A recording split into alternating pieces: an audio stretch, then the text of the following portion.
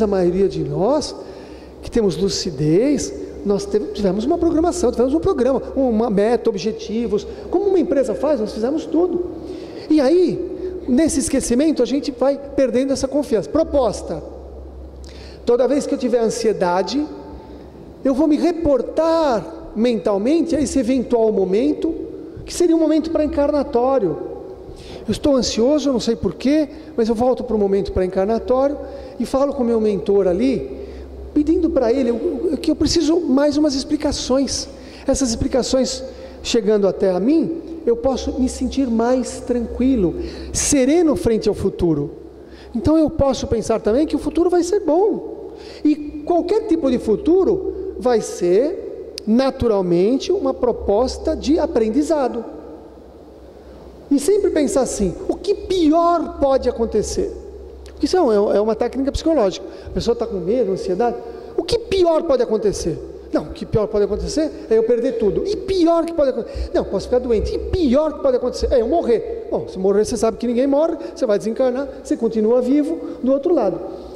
O pior que pode acontecer é que você vai passar para o outro lado.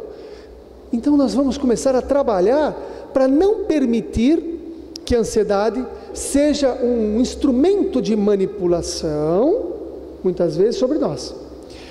Outro ponto importante que eu entendo que é como se fosse um start da nossa ansiedade, do medo, é o que eu já falei da outra vez aqui, acho importante repetir, da questão da gestação. A gestação, na minha opinião, é um momento importantíssimo, porque ali é gravado no espírito uma série de informações. Eu, por exemplo, a minha família toda torce para aquele time do Tatuapé. Avô torcia, tio torcia, os primos, pai, todo mundo torcia. Então eu já puseram dentro do útero, já puseram o distintivo daquele time. Então eu já nasci com o distintivo. Por isso talvez que eu já nasci tão ansioso, que eu nasci de 8 meses, em casa.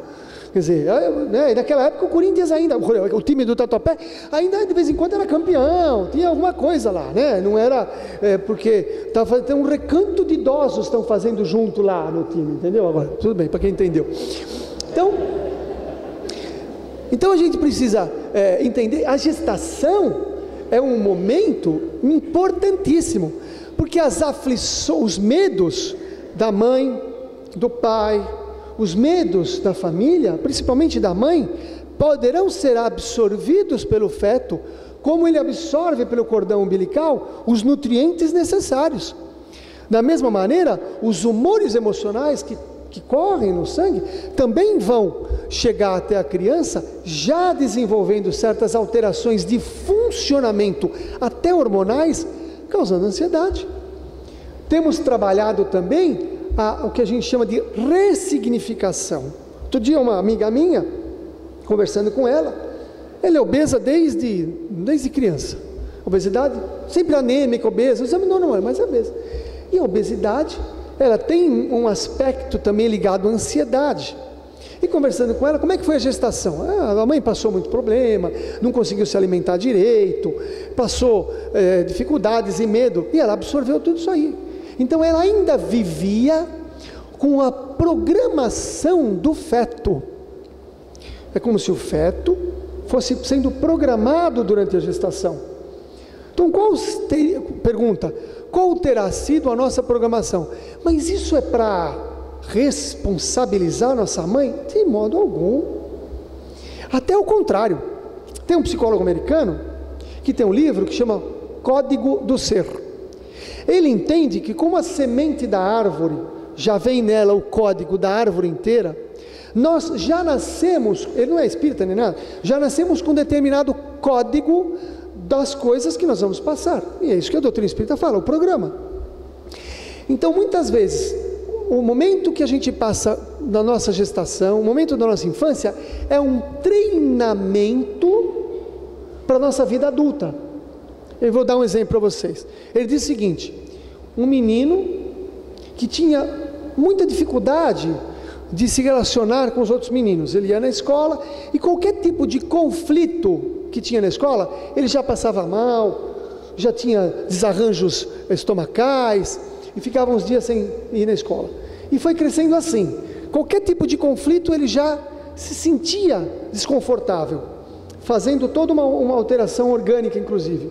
E ele foi crescendo assim, e foi ficando magrinho, crescendo, sempre com esse desconforto frente a qualquer tipo de agressividade. Sabe quem foi esse menino? Gandhi. A pergunta é: será que o espírito de Gandhi não veio com uma proposta da dificuldade que ele tinha na infância para treinar os jejuns, a mudança de alimentação, lidar com a questão da agressividade, para se tornar o Gandhi?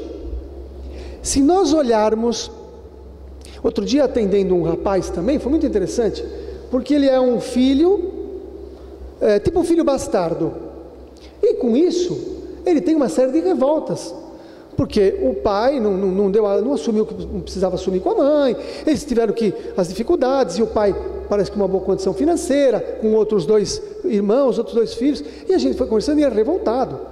Mas um rapaz novo, já numa atitude profissional muito boa, já é um executivo, já tem a empresa dele e tal, e ele foi falando, escutem seus irmãos, que são mais velhos, o seu pai tem muita condição financeira, falou, os 2 não trabalham, não fizeram nada na vida.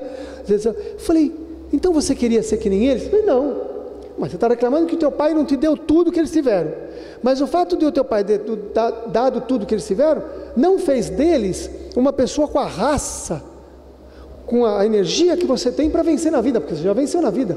Você queria ficar que nem eles?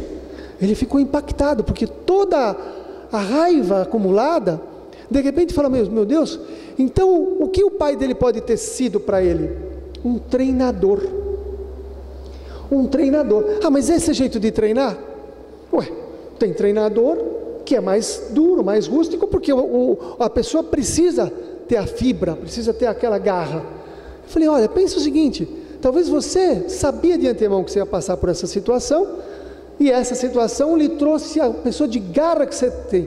Quando você conseguir agradecer essa situação, você vai se transformar mais ainda em questão emocional, mas não vai precisar ficar com raiva nem nada.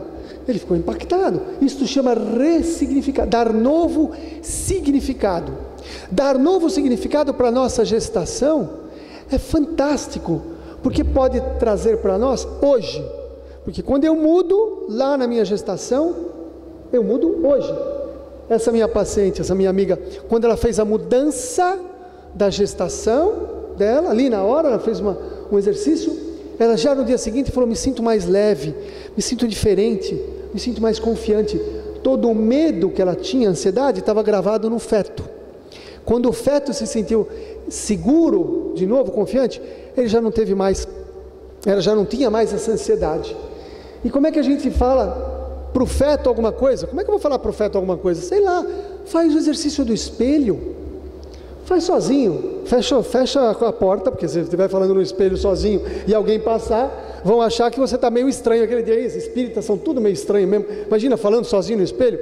Fale no espelho como se você estivesse falando com você no momento da gestação, por exemplo. Diga que você vingou. Os antigos não diziam isso, Marlene, quando a pessoa nascia, mas a criança vingou. Isso é velho, os novos não conhecem isso aí. Isso aí é de caipira, né?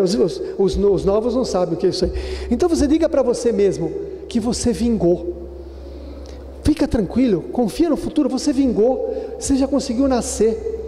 Aí você que não lembra, pega a carteira de identidade sua e vê quando você nasceu, faz as contas e vê quantos anos você tem. Assim que você descobrir quantos anos você tem, você volta no espelho lá e fala assim, vou te dizer uma coisa, você vingou e ainda vai viver tantos anos, avisa lá, no mínimo tantos anos. Faz esse exercício do espelho.